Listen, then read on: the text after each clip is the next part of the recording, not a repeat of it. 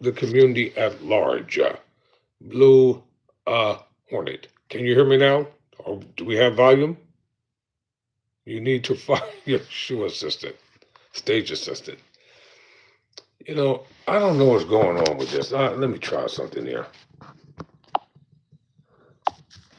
How about now? Do we have any volume now? Testing, 1, 2.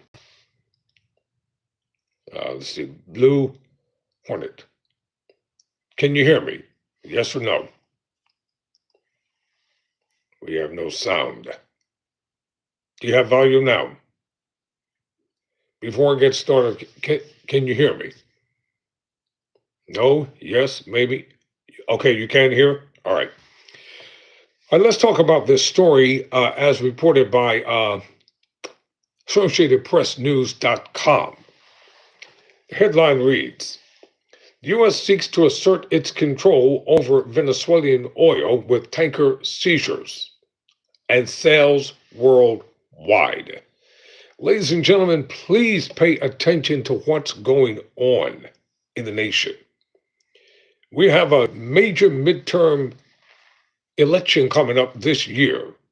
And as a result of that, all types of things are happening to try to take the focus off of all the important things that matter to American people. Inflation, healthcare, Medicaid, housing, finances, unemployment. These things are really happening. The agriculture industry. So, with the imprisonment of the now former Venezuelan president, and he won't be getting out of prison anytime soon.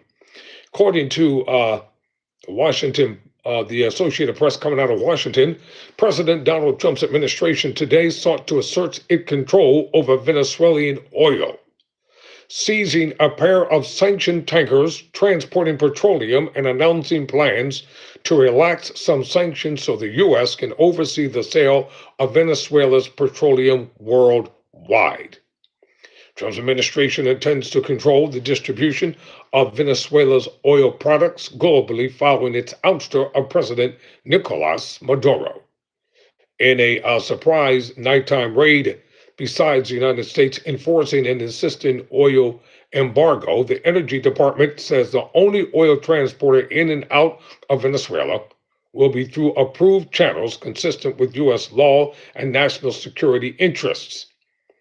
That level of control over the world's largest proven reserves, crude oil, could give the Trump administration a broader hold on oil supplies globally in ways that can enable it to influence others. Both moves reflect the Republican administration's determination to make good on its efforts to control the next steps in Venezuela through its vast oil resources after Trump has pledged the U.S. will, quote, run the country, end quote. Vice President J.D. Vance said in an interview that U.S. can control Venezuela's purse strings by dictating where its oil can be sold. We control the energy sources, and we tell the regime you're not allowed to sell the oil so as long as you're allowed rather to sell the oil so as long as you serve America's national interests, Vance said in an interview to air on Fox News Channel's Jesse Waters' Prime Time. The vice president added, and that's how we exert incredible pressure on that country without wasting a single American life. Secretary of State Rubio suggested that the oil taken from the sanctioned vessels seized in the North Atlantic and the Caribbean Sea would be sold as part of the deal announced by Trump this past Tuesday, under which Venezuela would provide up to 50 million barrels of oil to the United States. Venezuela's interim authorities want that oil that was seized to be part of this deal, Rubio told reporters after briefing lawmakers Wednesday about the Maduro operation. They understand that the only way they can move oil and generate revenue and not have economic collapse is if they cooperate and work with the United States. So basically, it's strong arming. You're forcing them to do what you want them to do. Life in Venezuela is not going to change for its people. The economy is not going to change. The only people who are going to benefit from it are the rich and the powerful. Now, you might not believe me today, but you'll believe me when that tomorrow comes. U.S. European Command said on social media that the merchant vessel Bella 1 was seized in the North Atlantic for violations of U.S. sanctions. The U.S. had been pursuing the tanker since last month after it tried to evade a blockade on sanctioned oil vessels around Venezuela. Homeland Security Secretary Kristi Noem revealed U.S. forces took control of the M. Sophia in the Caribbean Sea. Noem said on social media that both ships were either last docked in Venezuela or en route to it. The two ships joined at least two others that were taken by U.S. forces last month, the Skipper and the Centuries. The Bella 1 had been cruising across the Atlantic nearing the Caribbean on December 15 when it abruptly turned and headed north toward Europe.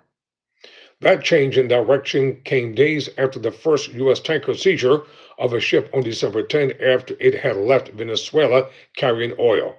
When the U.S. Coast Guard tried to board the Bella 1, it fled. U.S. European Command said a Coast Guard vessel had tracked the ship pursuant to a warrant issued by a U.S. federal court. As the U.S. pursued it, the Bella 1 was renamed Marina and flagged to Russia. Shipping databases show.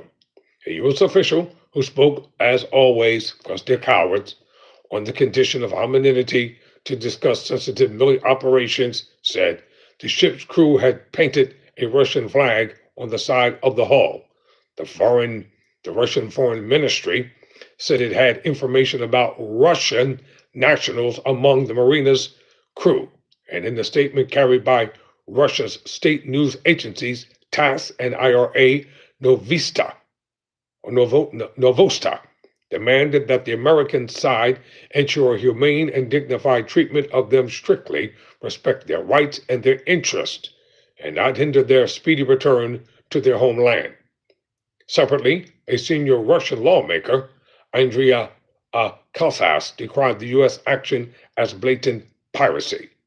The Justice Department, meanwhile, is investigating crew members of the Bella 1 vessel for failing to obey Coast Guard orders, and criminal charges will be pursued against all culpable actors.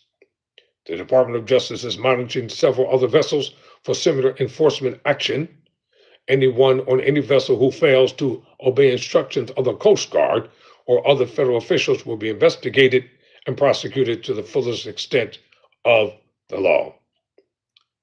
Let me just read this whole article so you all can get an in-depth of what's going on here. The shipment of the ship had been sanctioned by the U.S. in 2024 on allegations of smuggling cargo for a company linked to Lebanese militant Hezbollah, which is backed by Iran. The Trump administration, meanwhile, is selectively removing sanctions to enable the shipping and sale of Venezuelan oil to markets worldwide, according to an outline of the policies published Wednesday by the Energy Department. The sales are slated to begin immediately with 30 million to 50 million barrels of oil. The U.S. government said the states will continue indefinitely, or the sales will continue indefinitely, with the proceeds settling in U.S. controlled accounts at globally recognized banks. The money will be dispersed to the U.S. and Venezuelan populations at the discretion of Trump's government. Listen, ladies and gentlemen. Listen very carefully.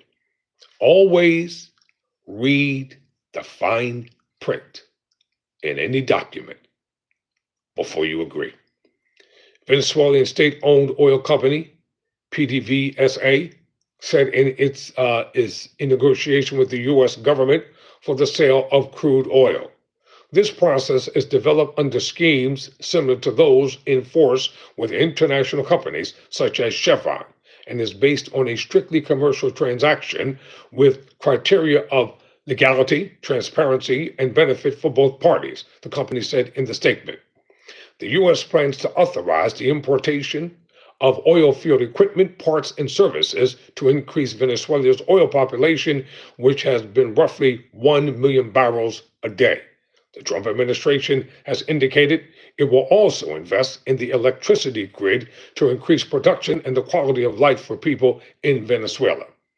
whose economy has been unraveling amid changes to foreign aid and cuts to state subsidies, making necessities, including food, unaffordable to millions. Nome said both sea ships were part of a shadow fleet of rusting oil tanks that smuggled oil for countries facing sanctions such as Venezuela, Russia, and Iran. After the seizure of a now named marina, which open source maritime tracking site showed was between Scotland and Iceland earlier Wednesday. Remember Iceland, it's important. The UK Defense Ministry said Britain's military, with a nefarious history, is part of a Russian-Iranian axis of sanctions evasion, which is fueling terrorism, conflict, and misery from the Middle East to Ukraine, UK Defense Secretary John Healey said. The capture of the M. Sophia on the U.S. sanctions list for moving illicit cargoes of oil from Russia in the Caribbean was much less prolonged. The ship had been running dark, not having transmitted location data since July. Tankers involved in smuggling often turn off their transponders, or broadcast inaccurate data to hide their locations. TankerTracker.com said his organization, Samir Mendani, ironic, co-founder of TankerTrackers.com, said his organization used satellite imagery and surface-level photos to document that at least 16 tankers had left the Venezuelan coast since Saturday after the U.S. captured Maduro. The M. Sophia was among them, Mandani said, citing a recent photo showing it in the waters near Jose Terminal, Venezuela's main oil export hub. Wow, this is a lot. Windward, a maritime intelligence firm, tracked such vessels, said in a briefing to reporters that M. Sophia loaded at the terminal on December 26. As it's carrying about 1.8 million barrels of crude oil, a cargo that would be worth about $108 million at current price of about $60 a barrel. I'll keep you updated on this saga. Never surrender, never quit.